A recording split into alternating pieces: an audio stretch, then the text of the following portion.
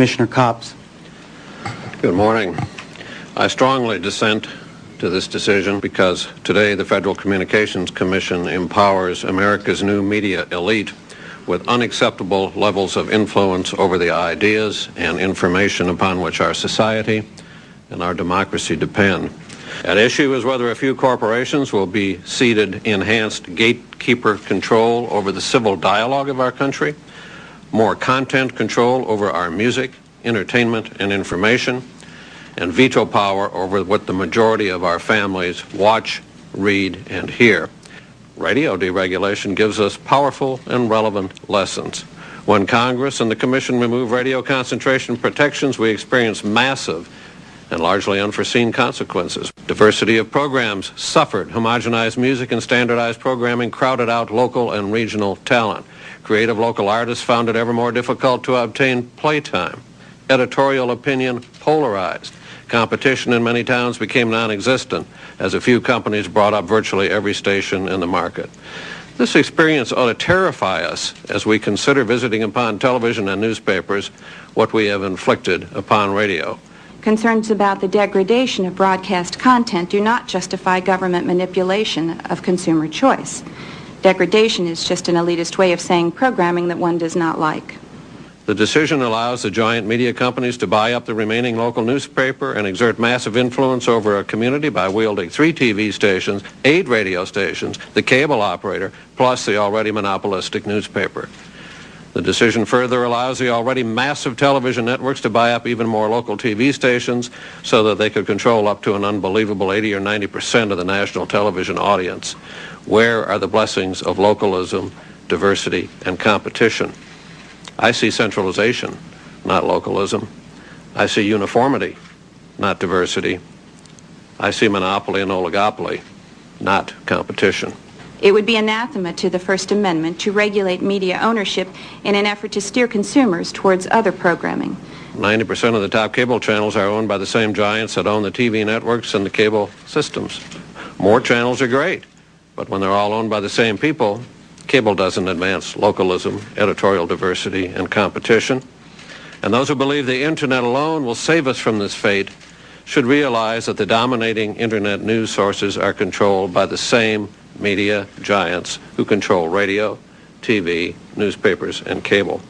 I refuse to pour 1 ounce of cement to support a structure that dictates to the American people what they should watch, listen to, or think. The public reaction against the proposed changes has been unlike anything the FCC has ever seen. Of the nearly 750,000 comments we have received, nearly all oppose increased media consolidation, over 99.9%.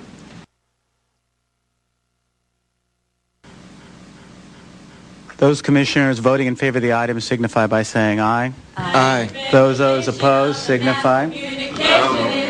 The item is adopted. Thank you. This meeting is adjourned. Massive regulation of the mass communication is the end of democracy. Massive regulation of the mass communication is the end of democracy.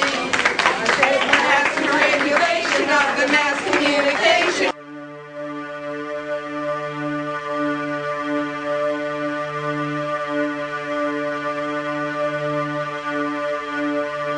The list of well-recognized people and organizations who oppose all or part of the FCC's media ownership rules is one of the strangest lists of strange bedfellows you'll ever hear. Opponents include Walter Cronkite, William Safire. Deregulation is good, but it's not always the right way to go. In the shadow of the largest corporate scandals in the history of this country, the last thing we need is to have regulators with no teeth. I believe it appears to me so evident that the big interests were served here at the expense of the public interest. Would you not agree with me that today those who most aggressively celebrate your decision are the biggest economic interests in broadcasting in this country? Are they not the ones that are celebrating your decision? I have no idea who's celebrating our decision. You really don't? Are you kidding me? You say they're modest changes. Clearly they're not modest changes when in nearly 200 cities newspapers will be able to buy the television station. You say that It'll promote more competition. Nonsense. The evidence suggests that is simply not the case. You say that there will be few mergers and acquisitions. Of course, that stands logic on its head. And you say the court made us do it. The court didn't make you do it. I mean, this is the old joke in the movie, who are you going to believe, me or your own eyes? Commissioner Abernathy, you said that we were acting out of irrational fear instead of hard facts with respect to the issue of consolidation. Is there any evidence that you see with respect to consolidation, particularly with respect to radio in recent years and also television, that would suggest we have an irrational fear of consolidation? What you have to balance here is you have to balance the First Amendment rights of the licensees against the rights of all the public to have diversity, localism, and competition.